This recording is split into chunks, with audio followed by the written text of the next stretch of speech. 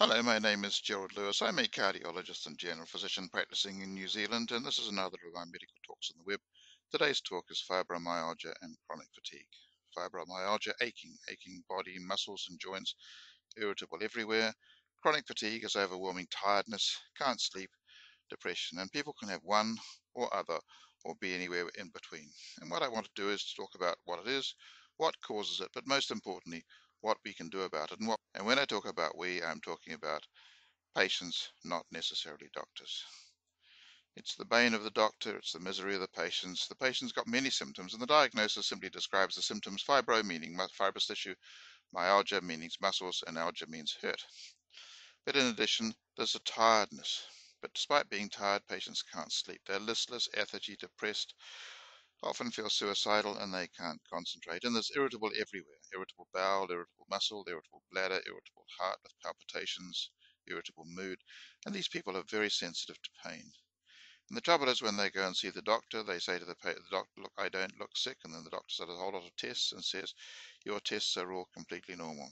And for years, these patients were told they were neurotic or hysterical, malingering, but most importantly, the medical profession did and always has said is we can't do anything. And the patient says they don't believe me, I feel dreadful, and they leave often saying, I just can't cope and I don't know what to do.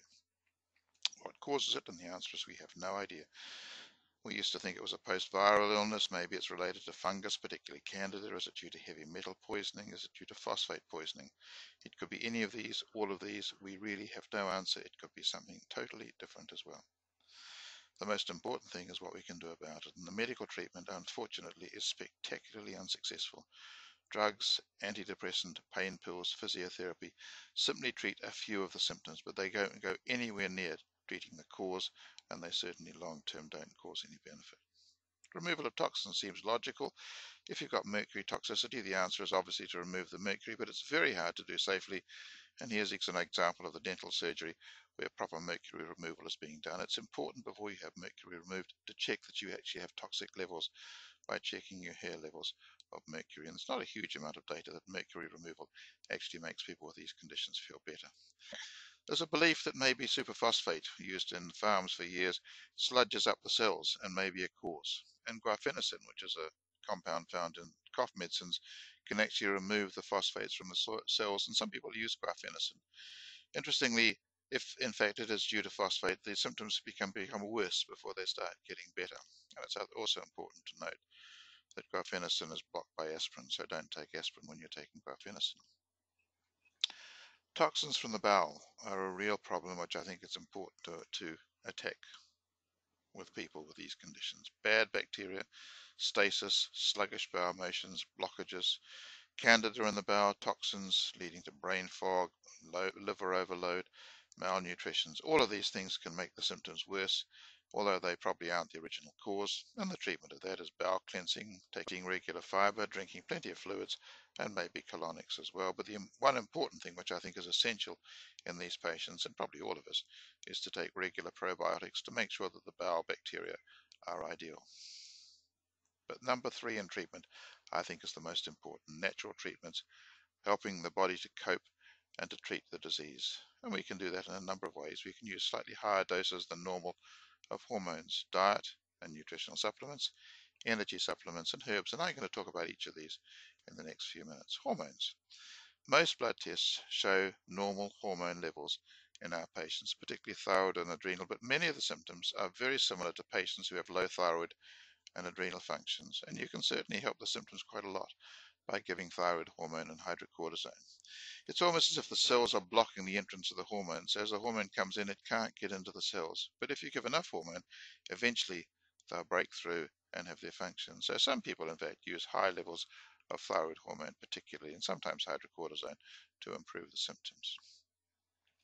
Sex hormones are also very important, especially progesterone, DHEA, estrogen, and testosterone. These symptoms are much more common as menopause approaches, and if the levels are low, I think it seems logical to replace them and bring them to the normal levels, especially the levels of progesterone and testosterone. Now, it's very important when you use these not to use the hormone replacement therapies done by drugs, but natural therapies. Now, the reason the drug firms have made HRT is that if you give a hormone orally, it goes through the gut into the liver and is destroyed in the liver before it can get into the general circulation. So the only way, in fact, to get these hormones into the body naturally is to put them on the skin and rub them through the skin. And they come as oils and creams, and you can rub in them in various places as suggested in this diagram. Another logical treatment is optimal nutrition. Some of the symptoms are very similar to dietary deficiencies, and patients with these conditions have poor appetite. The fibro actually affects the gut and absorption, and it seems logical to give all the cells all the nutrients they need to work as well as they should. But unfortunately, most of today's food is overprocessed and nutritionally poor.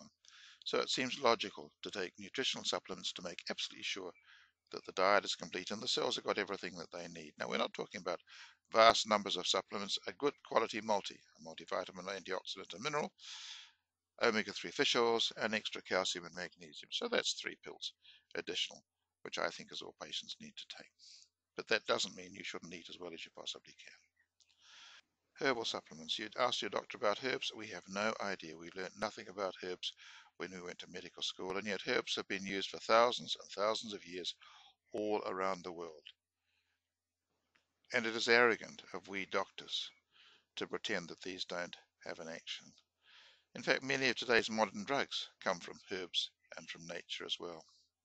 But herbal supplements which help the mind and the body can be hugely beneficial in these patients. Ginseng, for example, helps the body to cope with stress. It improves mental and physical performance. Rhodiola enhances the mood, the memory, and the brain function, reduces irritability and fatigue. You take those two, and you neutralize many of the effects of those conditions. Ginger has an anti-inflammatory action, eases aches and pains. Turmeric contains curcumin, which has anti-inflammatory actions. Do they help? In my experience, they certainly do. And I recommend that people should take herbs, ginseng and rhodiola as a supplement and include ginger and turmeric in the diet. Energy, chronic fatigue, it speaks for itself. Some of the symptoms are due to blockages in energy production. First of all, no energy, which causes chronic fatigue, but also if metabolism is not satisfactory, toxins build up in the cell, and build-up of toxins cause a lot of the pain of the fibromyalgia.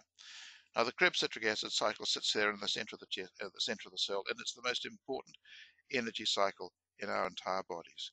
What happens is glucose comes in there, fats come in there, they form something called acetyl-CoA, and then acetyl-CoA buzzes around the Krebs citric acid cycle, and each of those lightning bolts is energy created by this cycle. And this is the way we get energy in every single one of our cells of our body. For the Krebs cycle to work properly, it needs fuel, which is glucose and fat. It needs malate in the cycle, and malate is one of those things which tends to run out in people with chronic fatigue and exhaustion. L-carnitine is essential to get the fat into the cell. Coenzyme Q10 helps create the energy, creates ATP, and those are those lightning bolts which take the energy to the cell. And also we have caffeine, which gives additional energy and mental stimulation. All of those will improve the energy inside the body. There are other therapies that could possibly help. Massage, for some people it's hugely beneficial. For others it actually causes more pain, so only use it if you find it helps, but make sure that pressure is gentle. Stretching and myofascial massage is often better, and it's very important to use an expert. Low glycemic foods, high glycemic foods have the sugars going high but then going low, and hypoglycemia, low blood sugar, often makes the fibromyalgia and particularly the fatigue a great deal worse. Acupuncture, acupressure, yoga, meditation, relaxation helps some, but not everybody. So let's put it all together. A diet, check whether foods make you feel worse, particularly grains, dairy, sweet foods. If they do, then avoid taking them. Check the hormone status, the thyroid and adrenal function, male and sex female hormones. If those levels are low, then get those replaced. Detoxify, have regular fiber, soluble and insoluble, drink plenty of fluids, and take regular courses of quality probiotics. Eat as healthily and as well as you can. Take good quality supplements, a good multi, omega-3 fish oils, and calcium and magnesium on a regular daily basis. Take herbs, supplemental rhodiola, ginseng, and add turmeric and ginger in the diet. And take energy supplements, coenzyme Q10, L-carnitine, malate, and caffeine. Now, only your doctor can organize the hormone tests, so make sure that he does those and check that the thyroid level particularly is at the upper limit of normal, and check the sex hormones and replace those, but replace them only with the dermal creams or oils, not the HRT. Take supplements Make sure they're quality, complete, and pure, because impurities can often make you feel worse. Herbs and energy supplements, although there's a whole list of those, taken individually is quite hard, but there are some products which actually contain all of them. Try and find those, and there are some which you just take as a simple drink every day, and that I found has been incredibly beneficial for my patients. Follow this regime, and I can tell you from the results of my patients, I can promise you that you'll feel a great deal better. So thank you for listening. This is my email address. If you've got any questions or comments, don't hesitate to email me, and that's my website as well. Thank you for listening.